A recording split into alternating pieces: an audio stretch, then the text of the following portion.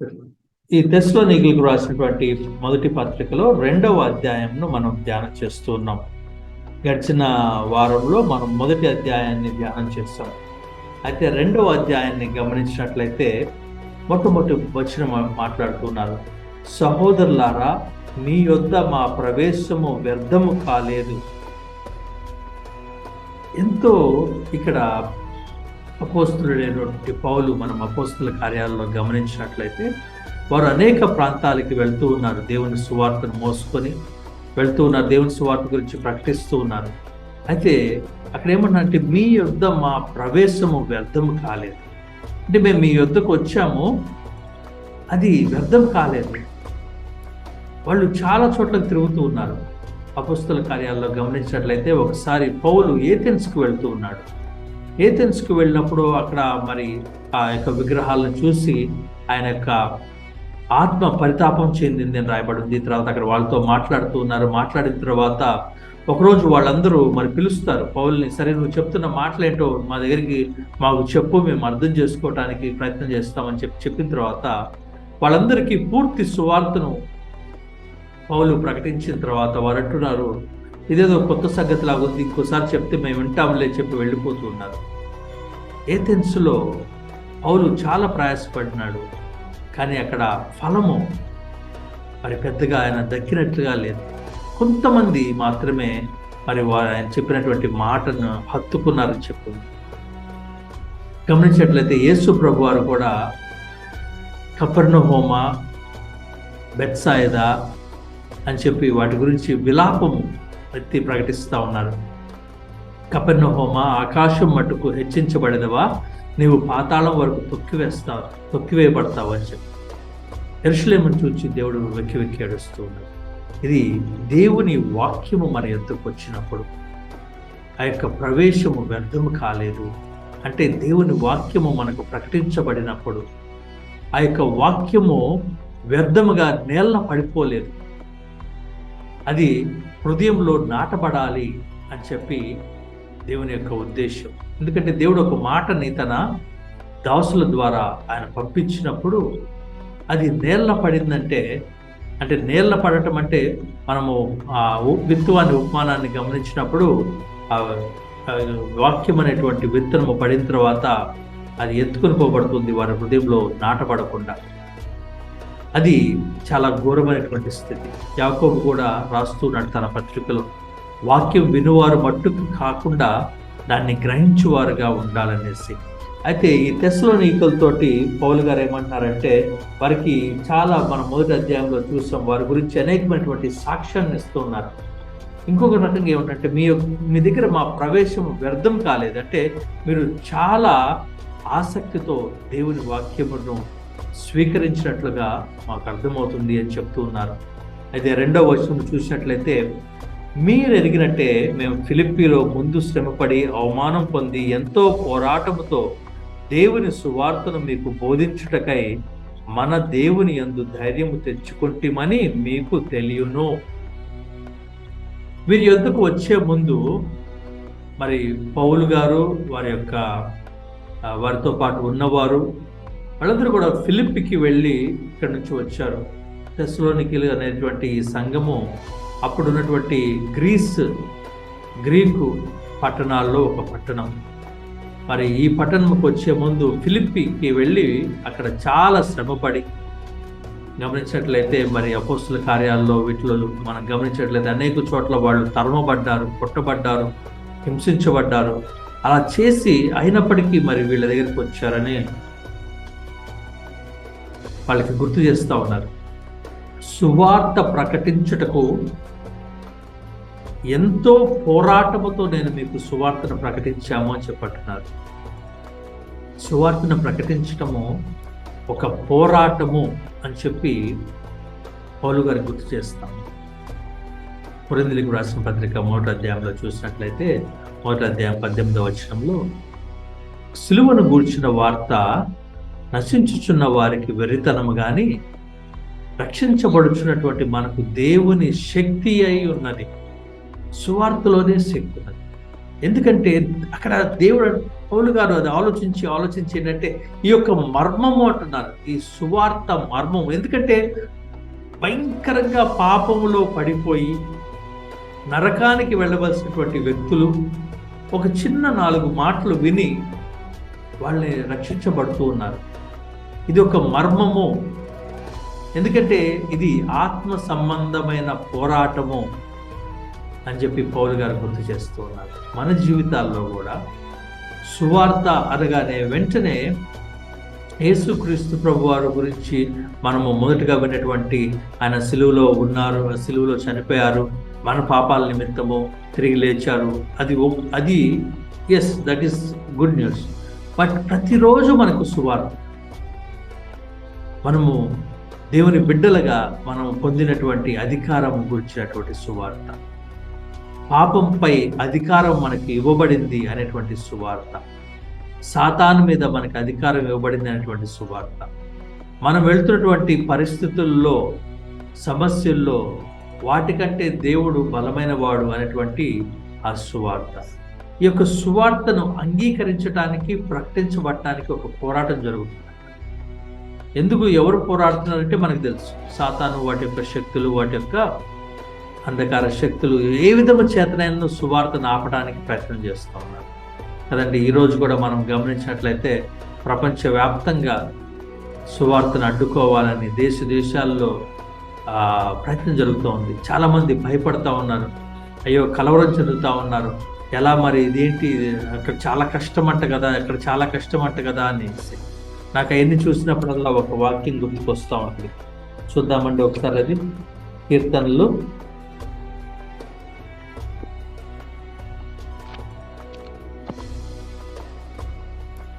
2, 3, 4 చూద్దామండి, చదవండి.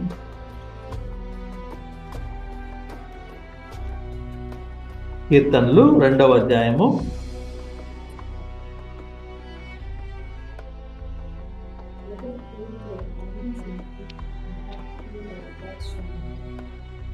'ఎవరైనా చదువుతారా? రాజులు యెహోవాకును ఆయన అభిషిక్తునికి విరోధంగా నిలవబడుచున్నారు. ఏలికలు ఏకీభవించి ఆలోచన, ఆకాశమందు ఆసీనుడగు వాడు నవ్వుచున్నాడు, ప్రభు వారిని చూచి అప్పగించుచున్నాడు. హల్లెలూయా. చూడండి, ఇది ఎన్ని వేల సంవత్సరాల క్రితము రాయబడినటువంటి మాట. ఇది ఎన్నో వేల సంవత్సరాల క్రితము దావీదు గారి ద్వారా దేవుడు మాట్లాడుతున్నటువంటి ఒక మాట. భూరాజులు, ఏలికలు ఏకీభవించి దేవునికిని ఆయన అభిషక్తునికి, క్రైస్ట్ అభిషక్తుడు అంటే క్రీస్తే, క్రీస్తుకు విరోధంగా ఆలోచన చేయుచున్నాడు. ఆకాశమందు ఆసీనుడగు వాడు వారిని చూచి నవ్వుచున్నాడు. దేవుని యొక్క సువార్తను అడ్డుకోవడానికి సాతాను శాయశక్తిలో ప్రయత్నం చేస్తూ ఉన్నాడు, కానీ ఆయన్ని అడ్డుకోవటం అసాధ్యం. అందుకని మరి అంత పోరాటంతో కూడా వీళ్ళకి ఆ సువార్త ప్రకటించబడింది. గొప్ప విషయం ఏంటంటే, వీళ్ళకి సువార్త తీసుకుని వచ్చినప్పుడు ఇది ఏదో షుగర్ కోటెడ్ గాస్పెల్ కాదు వాళ్ళకి చెప్పబడింది. ఎందుకంటే వాళ్ళు ఈ సువార్తను అంగీకరిస్తే వాళ్ళకు వచ్చేది కార్లు, బంగళాలు, లేదంటే డబ్బు, లేదంటే ఇంకేదో కాదు, కానీ ఒళ్ళు బయలుపడేట్లుగా దెబ్బలు ఉన్నాయి వాళ్ళకి రెడీగా. వీళ్ళకి చెబుతున్న వాళ్ళని కూడా కొడుతున్నారు.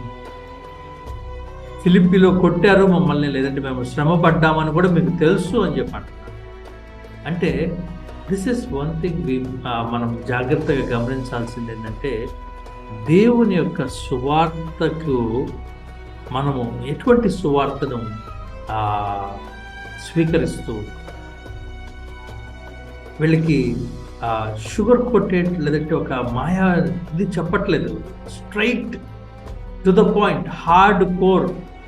బాబు, ఈ జీవితం తర్వాత ఒక జీవితం ఉంది, అది నిత్య జీవితం. ఆ నిత్య జీవితానికి వెళ్ళటానికి వేరే మార్గం లేదు. ఎందుకంటే ప్రతి ఒక్కడు పాపం చేసి చనిపోతున్నాడు. పాపం చేసిన ప్రతి ఒక్కడికి నరకం ఉంది. ఆ నరకం నుండి తప్పించుకోవటం అసాధ్యం. యుగయుగాలు ఆ నరకంలో కాలవలసిందే. కాతే పాపం నుండి మనుషుల్ని రక్షించడానికి దేవుడు యేసు ప్రభువుగా ఈ లోకానికి వచ్చాడు. వచ్చి ఆయన శిలువ మీద మన పాపాల కోసం చనిపోయి తిరిగి లేచాడు.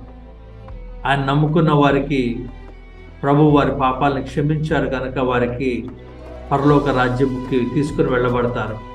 పరలోక రాజ్యం చేరటానికి ఉన్నటువంటి ఏకైక మార్గము యేసు ప్రభువే అని హార్డ్ కోర్ గాస్పెల్ వాళ్ళకి చెప్పబడతా ఉంది.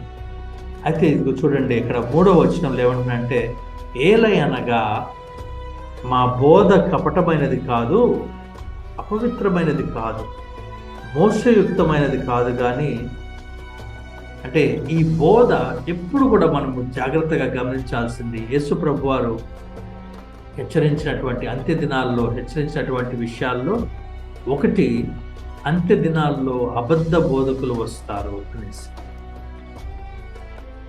పౌలు గారు కూడా తిమోతికి రాస్తా తిమోతికి రాసిన మొదటి పత్రిక 4వ అధ్యాయంలో గమనించినట్లయితే, అంత్య దినాల్లో జనులు దురద చెవులు గలవారై తమకు అనుకూలమైన బోధకుల్ని ఏర్పాటు చేసుకుంటారు అనేసి.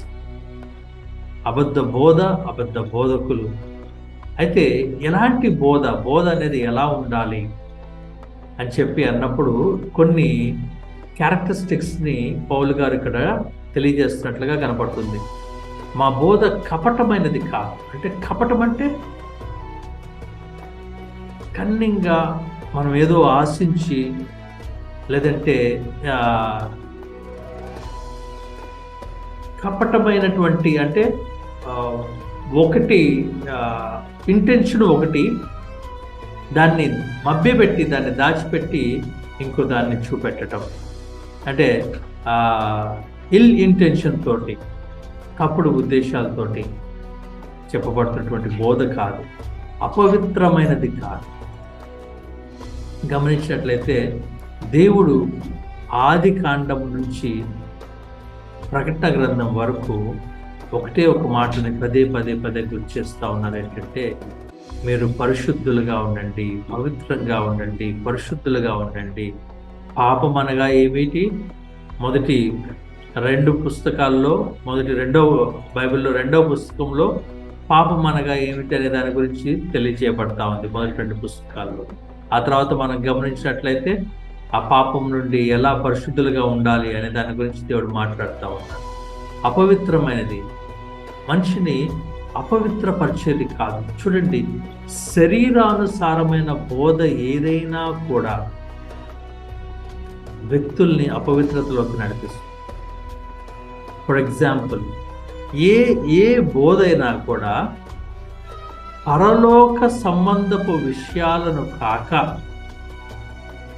ఈ భూలోక సంబంధపు విషయాలని ఎక్కువగా హెచ్చించి చూపిస్తూ ఉన్నట్లయితే మనం ఖచ్చితంగా గుర్తుపెట్టుకోవాల్సింది ఏంటంటే, ఆ బోధ కానీ, ఆ బోధకులు కానీ, ఆ చర్చ్ కానీ మన దగ్గర నుండి పరలోకాన్ని దొంగలిస్తూ ఉన్నారు. లేదంటే మనము పరలోకానికి వెళ్లకుండా మన డెస్టినీని దొంగలిస్తూ ఉన్నారు. మరొకసారి చెప్పండి, ఏ బోధ అయినా, ఏ బోధకుడైనా నిత్యత్వపు సంబంధించినటువంటి స్పృహని మనలో పెంచకుండా భౌతిక సంబంధమైన స్పృహ అత్యధికంగా పెరుగుతున్నట్లయితే మనం అర్థం చేసుకోవాలి, మనము డెస్టినీ, ఎటర్నల్ డెస్టినీ, నిత్యత్వపు లక్ష్యము, గమ్యము నుండి మనం పక్కకు తొలగించబడుతుంది.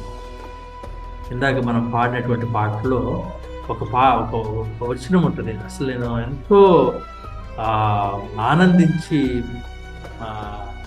చాలా నచ్చిన వచనం ఏంటంటే, నీ ముఖము నా మనోహరం అనేటువంటి పాటలో అమరలోకాన పరిశుద్ధులతో పరిచయమై నేను ఏం చేస్తాను వారితో కలిసి పరిచయమైనప్పుడు నేను మైమర్చిపోతానేమో అని చెప్పి మరి దేవుని సేవకులు తన యొక్క గమ్యం గురించినటువంటి ఆలోచన. ఎలా సాధ్యం ఇది? పోలీసులకు రాసిన పత్రిక 3వ అధ్యాయం మొదటి 2 వచనాలు గమనించినట్లయితే, మీరు క్రీస్తుతో కూడా లేపబడినట్లయితే పైనున్న వాటి మీదనే దృష్టి పెట్టుకోండి అన్నారు. ఎలా పైనున్న వాటి మీద దృష్టి పెట్టడం అంటే, ఇది ఒక ప్రాక్టీస్. అనుదినము మనల్ని మనం చేసుకోవాల్సినటువంటి ఒక అభ్యాసం.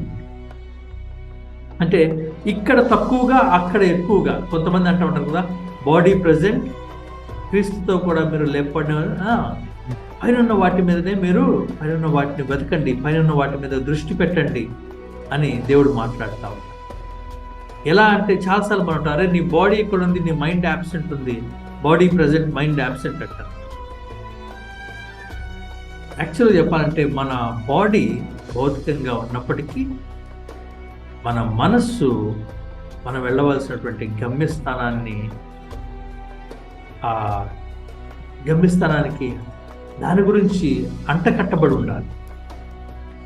ఎందుకు వీళ్ళకి ఏంటి, తెస్సలోనికీయులకు రాసింది పత్రిక రాసినప్పుడు ఏంటంటే, వీళ్ళకి విపరీతంగా శోధించబడుతున్నారు. వీళ్ళు విపరీతంగా శ్రమ పెట్టబడతా ఉన్నారు, వాళ్ళ పట్టణస్తుల చేత, వాళ్ళ యొక్క జనం చేత, జనాంగం చేత. అయితే వీళ్ళు ఎక్కడన్నా జారిపోయారేమో, పొందుతున్నటువంటి శ్రమలను బట్టి, ఎందుకురా నాయన మనకు వచ్చిన బాధ, ఆయన ఏదో చెప్పి వెళ్ళిపోయాడు, ఇక్కడ ఉన్న వాళ్ళకి మనకేమో ఇదైపోతుంది అని చెప్పి ఆలోచన చేసి సాతాను వీళ్ళని మోసగించి వీళ్ళని తప్పుదారి పట్టించిందేమో అని చెప్పి కలవరంతో పౌలు గారు ఈ లేఖ రాస్తా ఉన్నారు వాళ్ళకి. అయ్యా, మీరు ఎట్లున్నారు, మీరు మంచోళ్ళు, మీరు అంగీకరించారు, మీరు యేసయ్యని చెప్పగానే ఆ సువార్తను అంగీకరించారని చెప్పి అన్నారు. గమనించండి, చాలా సందర్భాల్లో మన జీవితంలో అన్నీ బాగున్నప్పుడు ప్రభువుని వెంబడించడం ఒక ఎత్తు అయితే, మనకి కష్టాలు శ్రమలు ఉన్నప్పుడు ప్రభువుని వెంబడించడం మరొక ఎత్తు. హబక్కూకులో 3వ అధ్యాయంలో ఒక మాట చూద్దాం. హబక్కూకు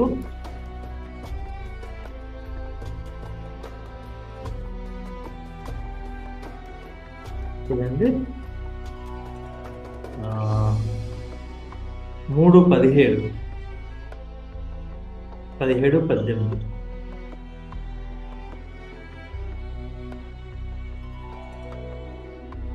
హబక్కూకు 3:17-18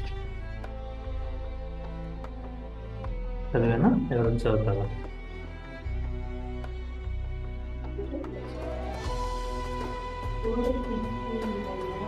అంజూరప చెట్లు పూయకుండినను, ద్రాక్ష చెట్లు ఫలింపకపోయినను, ఒలీవ చెట్లు కాపు లేకుండా ఉండినను, చేనిలోని పైరు పంటకు రాకపోయినను, గొర్రెల దొడ్డిలో లేకపోయినను, సాలెలో పశువులు లేకపోయినను, నేను యెహోవా యందు ఆనందించెదను, నా రక్షణకర్త అయిన నా దేవుని యందు నేను సంతోషించెదను. అంజూరపు చెట్లు పూయకపోయినా, ద్రాక్ష చెట్లు ఫలింపకపోయినా, ఒలివ చెట్లు, ఒలివ నుంచి నూనె వస్తుంది, ద్రాక్ష నుంచి వాళ్ళు ద్రాక్ష రసం తీసుకుంటారు, అంజూరము ఆహారంగా తీసుకుంటారు, చేనులో పైరు అంటే తిండి ఏది లేకపోయినా, గొర్రెలు దొడ్డిలో లేకపోయినా, సాల్లో పశువులు లేకపోయినా, అంటే జీవనం ఆధారం సంబంధించి తిని, ఏదో ఇల్లు వాకిళ్ళు ఏమి రాయలే ఇక్కడ. ఏమంటారంటే బేసిక్ నీడ్స్ లేకపోయినా నేను యెహోవా యందు ఆనందించెదను, నా రక్షణకర్త అయిన నా దేవుని యందు నేను సంతోషించెదను. ఎందుకు సంతోషించాలి, ఎందుకు ఆనందించాలి అంటే, గమ్యస్థానం యొక్క విలువ మనకు తెలిసినప్పుడు మనం దాని గురించి ఆనందిస్తాం. ప్రస్తుతం ఉన్నటువంటి పరిస్థితులు, లేదంటే ప్రస్తుతం ఉన్నటువంటి ఆనందమైన, దుఃఖమైన తాత్కాలికమే అని చెప్పి మనం అర్థం చేసుకున్నప్పుడు, మనం వెళ్ళబోతున్నటువంటి జీవితము, నిత్య జీవముల గురించి నిశ్చయత కలిగినప్పుడు నిజముగా ఒక వ్యక్తి ప్రభు యందు ఆనందించగలుగుతాడు. ప్రభు యందు ఆనందించటానికి మనం చాలాసార్లు ధ్యానం చేస్తాం. మనం దేవునికి దగ్గరగా వెళ్తున్నామంటే ఒక సైన్ ఏంటంటే, మనము మన దృష్టికి చాలా అల్పంగా కనపడటం, దేవుడు చాలా ఉన్నతంగా కనపడటం మొదలు పెడతాడు. దేవుడు చాలా గొప్పవాడిగా కనపడతా ఉంటాడు మన దృష్టికి, మనం చాలా చిన్నవారుగా కనపడతా ఉంటాం.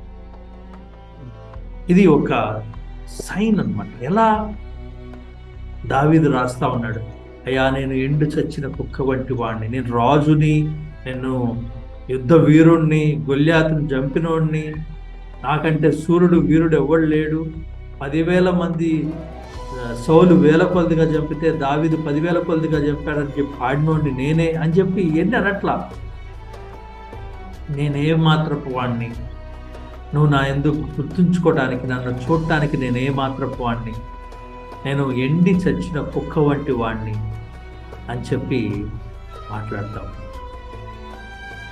ప్రతి ఒక్క భక్తుడు కూడా మనము ఆయన వెలుగు దగ్గరికి వెళ్తున్నాము అనే దానికి ఒక గుర్తు, మనల్ని మనం స్వపరీక్ష చేసుకోవడానికి, నేను ఆత్మీయంగా లోపలికి వెళ్తున్నానా, ఎదుగుతున్నానా, లేదంటే వెనక్కిపోతున్నానా అనే దానికి ఒక చిన్న లిట్మస్ టెస్ట్ ఏంటంటే, దేవుడు అత్యున్నతంగా కనపడతారు, మనకి కనపడటం మొదలు పెడతారు. సాధారణంగా ఉండేటువంటిది ఆయన మాట చాలా విలువగా కనపడతా ఉంటుంది. ఆయన చిత్తము చాలా ప్రాముఖ్యమైనదిగా కనపడతా ఉంటుంది. ఆయన పట్ల ఒక విధమైనటువంటి ప్రేమ, రోషము కలుగుతూ ఉంటుంది.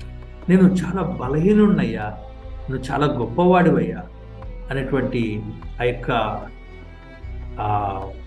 దృక్పథం ఏర్పడుతూ ఉంటుంది.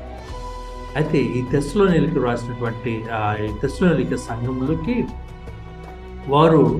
వారికి ఏమని చెప్పబడిందంటే, ఇదిగో ఇంత ఉన్నతమైన గమ్యస్థానం ఉంది. ఎలాంటి గమ్యస్థానం ఇది?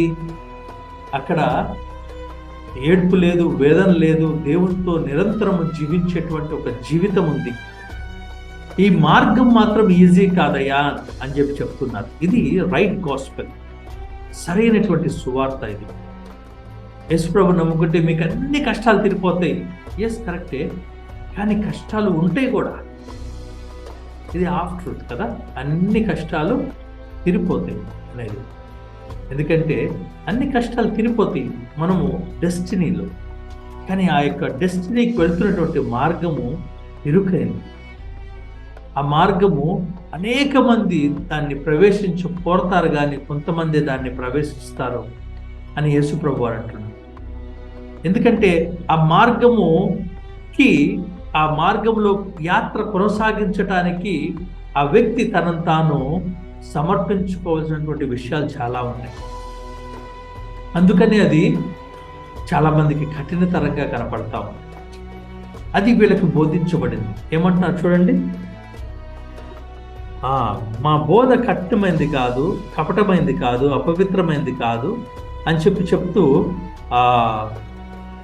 వీళ్ళకి ముందుగానే చెప్పారు. ఏంటంటే ఇది దేవుని దగ్గరికి వెళ్ళటం అంటే, చూడండి మీరు చాలా జాగ్రత్తగా గమనించినట్లయితే, ఏ పుణ్యక్షేత్రమైనా మనం ఈజీగా కారు వెళ్ళిపోయి అట్లా ఉండేటువంటి పుణ్యక్షేత్రాలు చాలా తక్కువ ఉంటాయి. ఫర్ ఎగ్జాంపుల్, అన్యుల యొక్క పుణ్యక్షేత్రాలు చూసినా ఒకళ్ళు అడవిలోంచి వెళ్ళాలి, చాలా ప్రయాసపడి దేవుని దగ్గరికి వెళ్ళాలి, చాలా కొండలెక్కి దేవుని దగ్గరికి వెళ్ళాలి, చాలా దూరం నడిచి దేవుని దగ్గరికి వెళ్ళాలి, చాలా కష్ట నష్టాలు అడవుల్లోంచి జంతువుల్ని ఎదుర్కొంటూ దేవుని దగ్గరికి వెళ్ళాలి. ఎందుకంటే దేవుని దగ్గరికి చేరేటువంటి మార్గము అంత ఈజీ కాదు అనేది చాలా మందికి సాధారణంగా తెలుసుకున్నటువంటి అంశం. అది ఈ తెస్సలోనికీయులకు కూడా బోధించబడింది. మన యొక్క గమ్యంకు వెళ్ళేటువంటి గమ్యం నిశ్చయం, గమ్యంకు మార్గం ఇది, కానీ దీంట్లో నడవటానికి మాత్రం చాలా జాగ్రత్తగా వెళ్ళవలసినటువంటి అవసరం ఉంది అని వాళ్ళకి తెలియజేస్తూ ఉన్నారు. అందువల్ల వాళ్ళకి శ్రమ వచ్చినప్పుడు, వాళ్ళకి కష్టం వచ్చినప్పుడు వాళ్ళు దాన్ని విడిచిపెట్టలేదు, ఆ బోధను విడిచిపెట్టలేదు.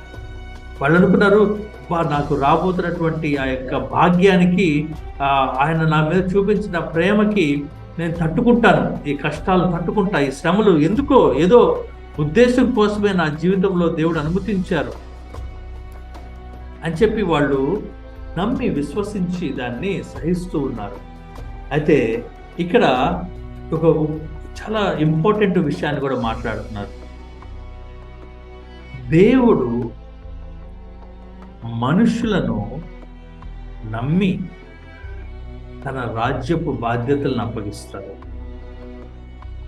సువార్తను మాకు అప్పగించుటకు మేము యోగ్యులమని దేవుడు ఎంచినందున అని చెప్పి రాస్తున్నారు కదండి. దేవుని వలన ఎంచబడిన వారమై 4వ వచనంలో చూసినట్లయితే, యేసు ప్రభు వారి గురించి ఒక మాట రాయబడి ఉంది. ఆయన నరుల హృదయంలో ఎరిగిన వాడు కనుక తను తాను అప్పగించుకొనలేదు అనేసి పౌలు గారు చాలా సందర్భాల్లో రాస్తూ ఉంటారు, నేను ఆయన నన్ను నమ్మి ఆయన యొక్క సర్వీస్లో he put me in service, నన్ను ఆయన యొక్క సేవలో ఆయన నియమించుకున్నారు. నేను నమ్మదగిన వాడిని కానప్పటికీ ఆయన నమ్మదగిన వాడు. ఆయన నన్ను నమ్మి తన యొక్క సేవలో పెట్టుకున్నాడు. గృహ నిర్వాహకత్వం నాకు అప్పగించబడి ఉన్నది అని చెప్పి మాట్లాడుతూ ఉన్నారు. ఇక్కడ ఒక చాలా డెప్త్ ఉన్నటువంటి ఒక మాట ఏమంటున్నారంటే, సువార్త మాకు అప్పగించుటకు మేము యోగ్యులము. అంటే సువార్త అనేది మనము ట్రాక్స్ డిస్ట్రిబ్యూషనో లేదంటే ఎవరికైనా చెప్పడం ద్వారా మనకేదో మెడల్స్ అవార్డ్స్ వస్తాయనో, లేదంటే పరలోకానికి వెళ్ళిన తర్వాత మనకి 2-3 కిరీటంలో 2-3 రాళ్ళు జారుతాయి, ఇది కాదండి. సువార్త అనేది మరణించిన వ్యక్తికి దగ్గరికి తీసుకుని వెళ్ళి ఇచ్చేటువంటి ఒక జీవం కలుగు చేసేటువంటి ఒక పోషణ అనొచ్చు. అంటే వారికి జీవం, చనిపోయిన వ్యక్తికి బ్రతికించే సొల్యూషన్ నా దగ్గర ఉంది. మన ఊర్లో అందరు చనిపోతున్నారు అనుకోండి, మన ఊర్లో అందరు చనిపోతా ఉన్నారు. అయితే ఒకరి తర్వాత అందరు చనిపోతా ఉన్నారు. అయితే మన దగ్గర దానికి ఒక మెడిసిన్ ఇచ్చారు. ఈ మెడిసిన్ తాగితే చనిపోయే వాళ్ళు బతుకుతారు. ఇప్పుడు నాకు ఆ మెడిసిన్ ఇవ్వటానికి ఒకవేళ నాకు ఇచ్చారనుకోండి, నేను 2 చుక్కలు నేను తాగి ఇంట్లో పెట్టేసుకుని తలుపేసుకుని తాళం వేసుకుని కూర్చున్నాను. నేను వాళ్ళందరూ చనిపోతా ఉన్నారు. ఇప్పుడు ఎవరిని బాధ్యులుగా పట్టుకుంటారు? ఎవరి దగ్గర అయితే ఆ యొక్క మెడిసిన్ ఉందో తనని బాధ్యుల్ని చేస్తారు. ఇంతమంది మరణానికి విరుగుడు నీ దగ్గర ఉన్నప్పటికీ నువ్వు వాళ్ళకి ఇవ్వలేదే అని. అదే పౌలు గారు అంటూ ఉంటారు, నేను గ్రీసు దేశస్తులకి, యూదులకి, వీళ్ళందరికీ నేను రుణగ్రస్తుడిని. I'm accountable for them, I'm accountable for their lifes. ఇది దృక్పథము పౌలు కలిగి ఉన్నప్పుడు దేవుడు అంటాడు, నేను ఇంత ప్రశస్తమైనది ఇవ్వటానికి ఇతడు యోగ్యుడు. ఐ కెన్ ట్రస్ట్ హిమ్, అతను నేను నమ్మవచ్చు, వీడు నమ్మదగిన వాడు. అందుకే ఇంగ్లీష్లో ఏమందంటే గాడ్ హ్యాస్ ఎంట్రస్టెడ్ అంటే నమ్మి ఇస్తూ ఉన్నాడు. ఈరోజు కూడా దేవుడు తన యొక్క బిడ్డల్ని నమ్మి ఆయన్ని ప్రత్యక్షపరచుకుంటున్నాడు. తన బిడ్డల్ని నమ్మి తన గురించిన విశేషాలు తెలియజేస్తూ ఉన్నాడు. అయ్యా నేను ఇంతగా ప్రేమిస్తున్నాను తెలుసా అని తెలిసినప్పుడు, అబ్బా దేవుడు నాతో మాట్లాడారు, ఎవ్వరికి దొరకని ప్రత్యక్షత నాకు దొరికింది. ప్రత్యక్షతలకు కూడా మనం అకౌంటబుల్ అని చెప్పి మనం అనుకుంటే మంచిదే, మనకి మంచిదే. కానీ దేవుడు ఎందు నిమిత్తం అది ఇచ్చాడు. ఎందు నిమిత్తము మనల్ని నమ్మి ఆయన అప్పగించగలరా, మనల్ని నమ్మి తన పని మన చేతిలో పెట్టగలరా? పౌలు అంటున్నాడు, దేవుడు మమ్మల్ని యోగ్యులను ఎంచి, తన యొక్క యోగ్యత తను చదివిన చదువు వల్ల రాలేదు, తన యొక్క ఎబిలిటీస్. పౌలే అంటున్నాడు, ఇతనికి కరెక్ట్గా స్పీచ్ ఇవ్వడం రాదని చెప్పి అనుకోవచ్చు, అతను చూడటానికి కూడా పెద్ద బలవంతుడిగా, పెద్ద ఆకర్షణ కలిగిన వ్యక్తిలా లేడు, బలహీనుడిగా ఉన్నాడు, మాట్లాడేంత అంత పెద్ద వాక్చాతుర్యం కూడా లేదు ఈయనకి. కానీ యోగ్యత ఏంటి అంటే, యోగ్యత ఒకటే. పేతురుతో ప్రభు అడుగుతూ ఉన్నారు, సీమోను పేతురు, నీవు నన్ను ప్రేమిస్తున్నావా? నీవు నన్ను ప్రేమిస్తున్నావా? నీవు నన్ను ప్రేమిస్తున్నావా? ఈరోజు కూడా దేవుడు విశ్వాసులను అడుగుతున్నటువంటి ప్రశ్న అది. నీవు నన్ను ప్రేమిస్తున్నావా? వీరందరికంటే నీవు నన్ను ప్రేమిస్తున్నావా? వీటన్నిటికంటే నీవు నన్ను ప్రేమిస్తున్నావా? నిజంగా నువ్వు నన్ను ప్రేమిస్తున్నావా? ఇది ఈరోజు కూడా ప్రభు అడుగుతున్నటువంటి ప్రశ్న. పేతురు సంఘానికి సాదృశ్యంగా ఉన్నాడు. ఎందుకంటే దేవుడు పేతురు గురించి మాట్లాడినప్పుడు, పేతురు ఇదిగో నువ్వు నీ మీద నేను సంఘాన్ని కట్టాను.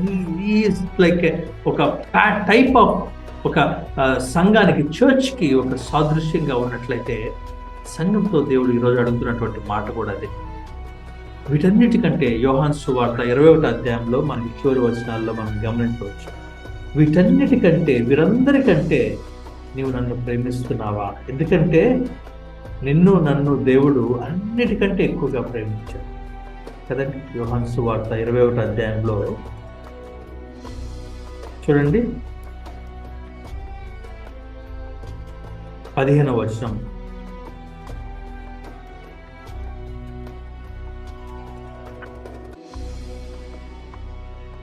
వారు భోజనం చేసిన తరువాత యేసు సీమోను పేతురును చూచి, యోహాను కుమారుడు అయిన సీమోను, వీరికంటే నీవు నన్ను ఎక్కువగా ప్రేమించుచున్నావా అని అడుగగా, అతడు అవును ప్రభువా, నేను నిన్ను ప్రేమించుచున్నానని నీవే ఎరుగుదు అని ఆయనతో చెప్పెను.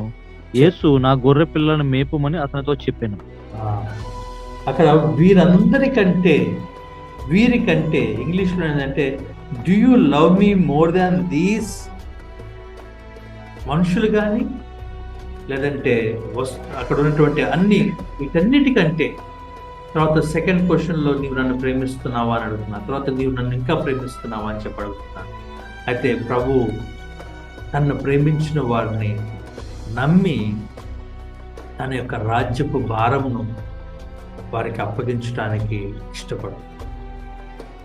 యెషయా గ్రంథం 9వ అధ్యాయం 6వ వచనంలో చూసినట్లయితే, రాజ్య భారం ఆయన భుజముల మీద ఉన్నది అని చెప్పి వాక్యంలో ఉంది కదండి. మనకు శిశువు అనుగ్రహించబడినాడు, ఆయన నిత్యుడగు తండ్రి, సమాధానకర్త కదండి.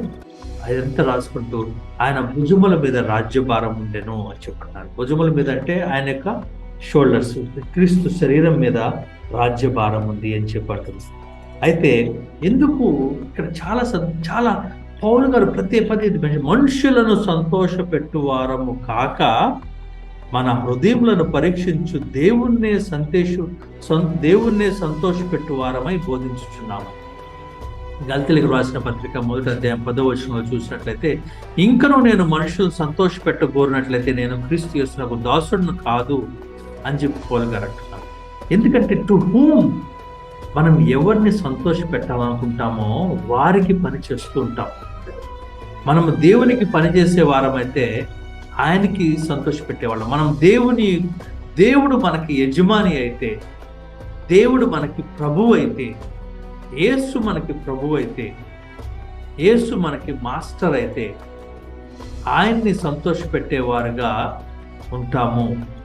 అందుకే అన్నారు, మమ్మల్ని యోగ్యులను ఎంచి మాకు ఆయన యొక్క ప్రశస్తమైనటువంటి ఈ మర్మాన్ని, ఏ మర్మం అండి? అనేక సంవత్సరాల నుంచి దాచబడినటువంటి ఆ సువార్త మర్మాన్ని మా చేతిలో అప్పగించారు. కాబట్టి మేము మనుషులను సంతోషపెట్టు వారం కాదు. చాలా సందర్భాల్లో మనం సువార్త ప్రకటించాలనుకున్నప్పుడు వాళ్ళేమనుకుంటారో, వీళ్ళేమనుకుంటారో, నా ఫ్రెండ్ రేపు నుంచి నాతో మాట్లాడటం బంద్ చేస్తాడేమో, లేదంటే నన్ను చెడ్డగా అనుకుంటాడేమో, లేదంటే నన్ను ఒక ఫండమెంటల్ అనుకుంటాడేమో, లేదంటే వీడు ఒక ఏమంటారు క్రైస్తవ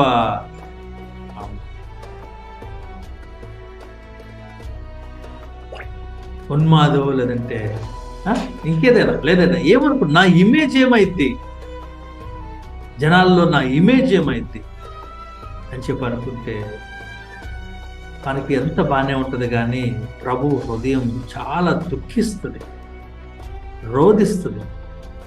నా కుమారుడా, నిన్ను ప్రేమించి నేను నీకు ఇది తెలియజేశా కదా, నువ్వు నిజంగా నన్ను ప్రేమిస్తున్న వాడివైతే నీవు ఇటువారిని గురించి వారి పట్ల ప్రేమ కలిగి ఉంటావు, లేదంటే నీ యొక్క ఇమేజ్ ఏమవుతుంది అని చెప్పి నువ్వు సిగ్గుపడతావా? నీ ఇమేజ్ ఇక్కడ తాత్కాలికం కాదా? ఇవన్నీ విషయాలు మనకి ఆత్మ సంబంధమైన లోకంలో మనకి అర్థం చేసుకోవచ్చు. రియల్గా దేవుడు సంతోషిస్తారా అంటే ఆయన సంతోషించరు. ఎందుకంటే ఆయన నమ్మి అప్పగిస్తూ ఉన్నప్పుడు, నమ్మి తెలియజేస్తూ ఉన్నప్పుడు God is interested in people, ఆయన ప్రజల పట్ల తనకి ఆసక్తి కలిగి ఉన్నారు. అందుకే పౌలు గారు అంటున్నారు, మనుషులను మేము సంతోషపెట్టువారం కాదు, దేవుణ్ణే సంతోషపెట్టువారం. ఎందుకంటే మేము ఆయనకి పనిచేస్తున్న వాళ్ళం, మేము ఆయన బిడ్డలం, మేము ఆయన చేత రక్షించబడిన వాళ్ళం, మేము ఆయనకు జవాబుదారులం, మేము ఆయన చేత అనుగ్రహం పొందిన వారం, అంతేగాని మనుషుల వల్ల అనుగ్రహం పొందిన వారం కాదు అని చెప్పి అనేక విషయాలు. సో అక్కడ ఏమన్నా అంటే, మనము ఎవరిని సంతోషపెట్టాలని ప్రయత్నం చేస్తాం? మనుషులనా, దేవుణ్ణి సంతోషపెట్టాలని ప్రయత్నం చేస్తే ఆయనకి నచ్చినట్లుగా మనం నడుచుకోవడానికి, జీవించడానికి ప్రయత్నం చేస్తాం. మనుషులు సంతోషపెట్టాలని ప్రయత్నం చేసినప్పుడు కొంతమంది చాలా సందర్భాల్లో ప్రస్తుతం పనిచేస్తున్నటువంటి ఒక పెద్ద దురాత్మ ఏంటో తెలుసండి, లౌకిక ఆత్మ. అంటే పర్లేదు బ్రదర్, ఎవరి ఇష్టం వాళ్ళది, వాళ్ళకి అది నచ్చింది, వాళ్ళు అట్టు వెళ్తున్నారు, వాళ్ళని మనం ఎక్కువ ఫోర్స్ చేయకూడదు. చాలా సాడ్.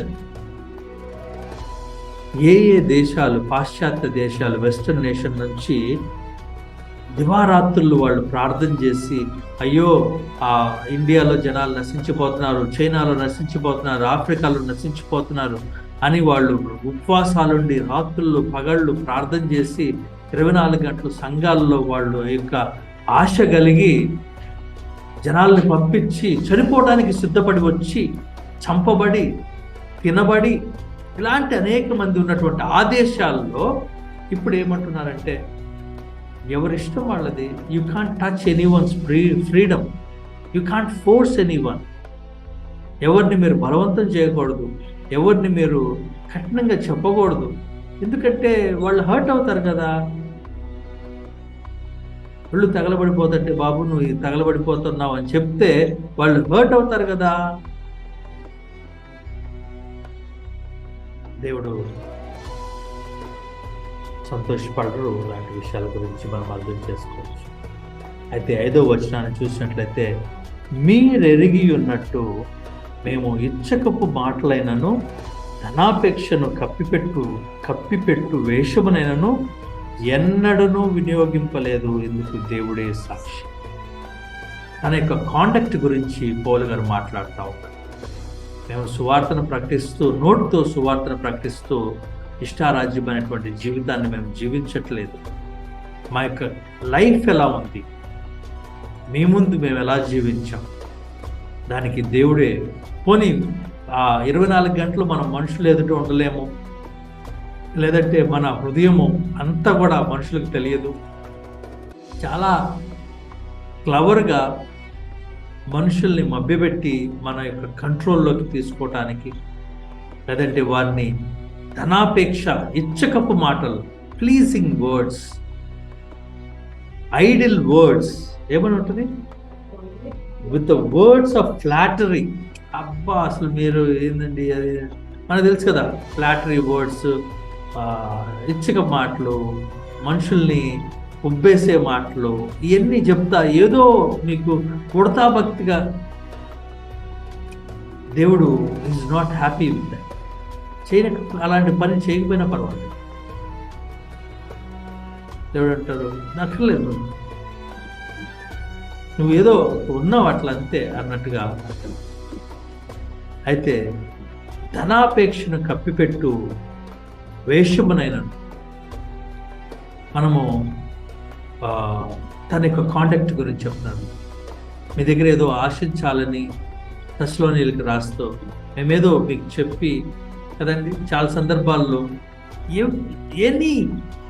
ఎనీ పర్సన్, ఎవరు కూడా దేవుణ్ణి రీప్లేస్ చేయలేరు.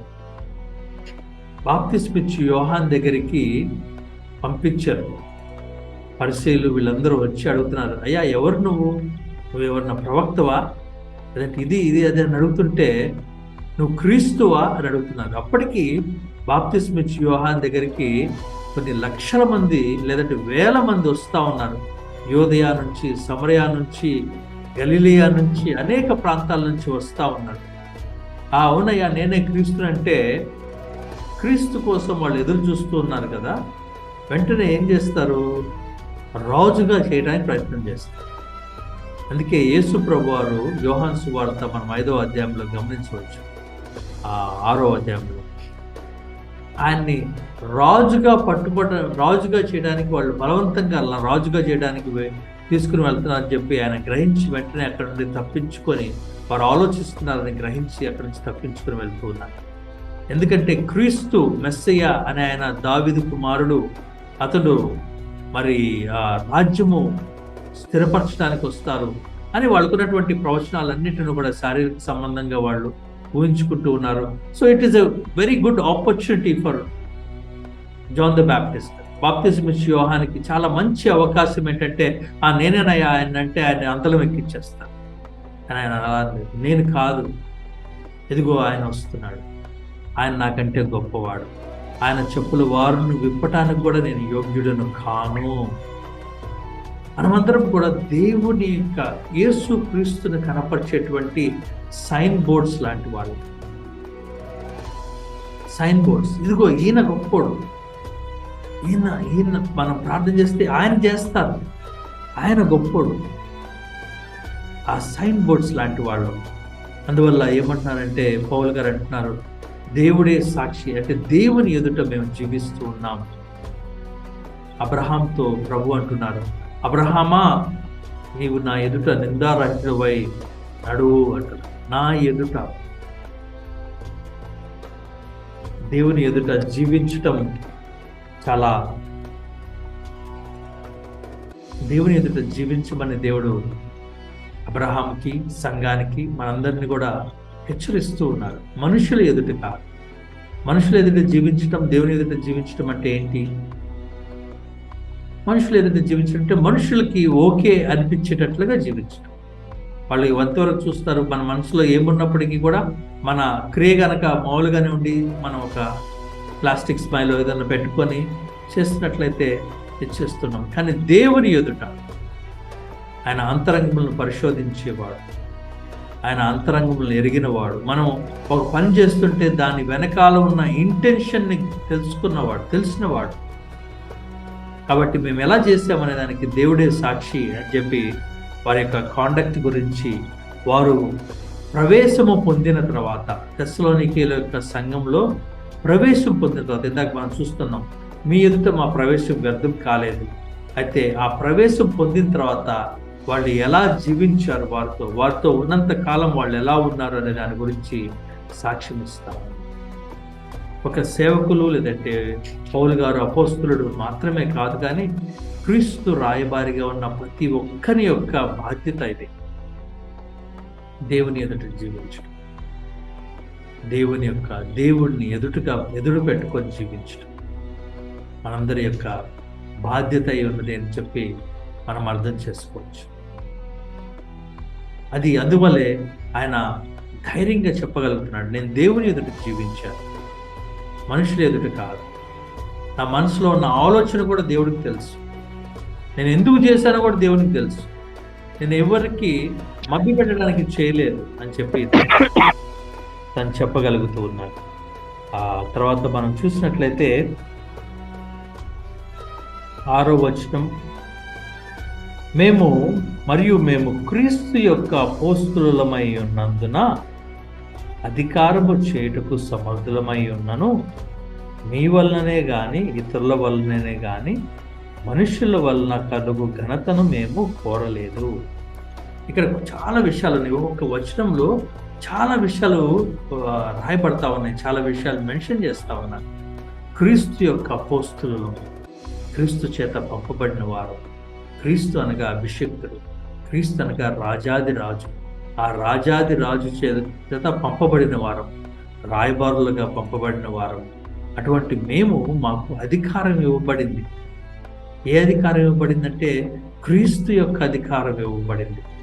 మత్తయి సువార్త 28వ అధ్యాయము చివరి వచనాలు 17-18 వచనాలు గమనించినట్లయితే 16 నుంచి యేసుప్రభు అంటున్నారు, ఇదిగో భూమి అందును ఆకాశమందును భూమి అందును సర్వాధికారం నాకు అనుగ్రహించబడి ఉన్నది, కనుక మీరు వెళ్ళి.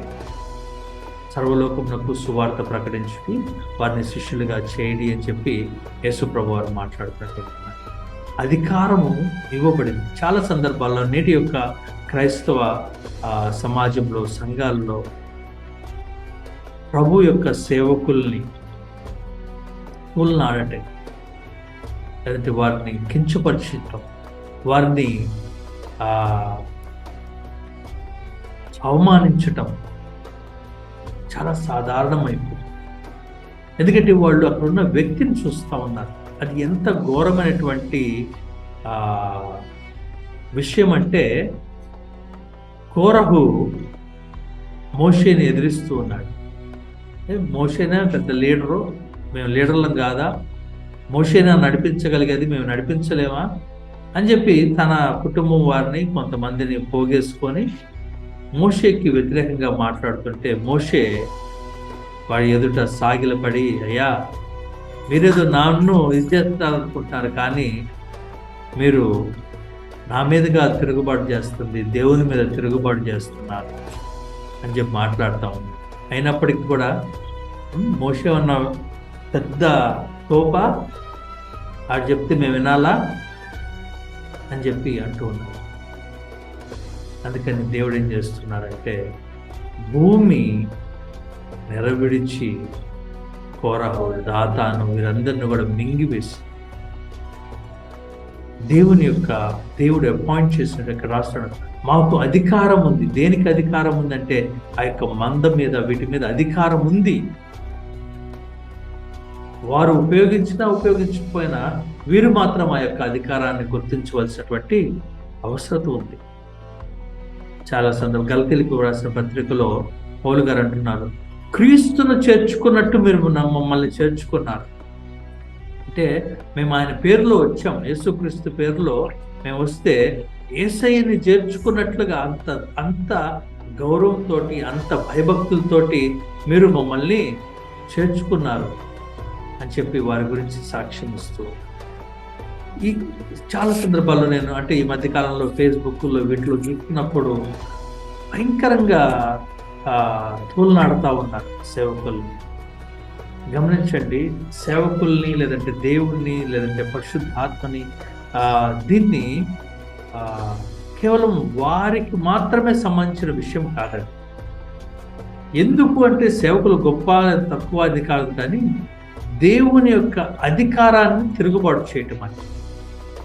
మనం ఇంకోసారి సమయం ఉన్నప్పుడు పాపము చేయటం ఏంటి, తిరుగుబాటు చేయటం ఏంటి అనే దాన్ని ధ్యానం చేద్దాం.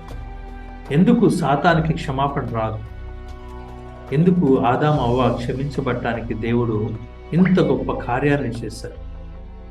ప్రభు చిత్తమైతే మనం మరొకసారి దాన్ని ధ్యానం చేద్దాం. అధికారాన్ని క్వశ్చన్ చేయటం, దేవుని అధికారాన్ని క్వశ్చన్ చేయటం. వాళ్ళు రకరకాల పోస్టులు పెడతా అడుగుతున్నారు. వాళ్ళు తప్పే ఉండొచ్చు, లేదంటే అందరూ సేవకులు ఖచ్చితంగా 100% పర్ఫెక్ట్గా ఉన్నారని నేను అన్ను. వాళ్ళు తప్పులో ఉండవచ్చు.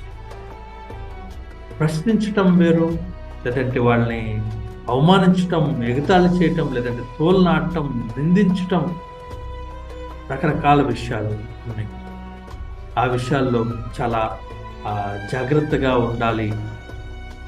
మనం కొంతమందికి తెలియని వారికి మాట్లాడుతున్నప్పుడు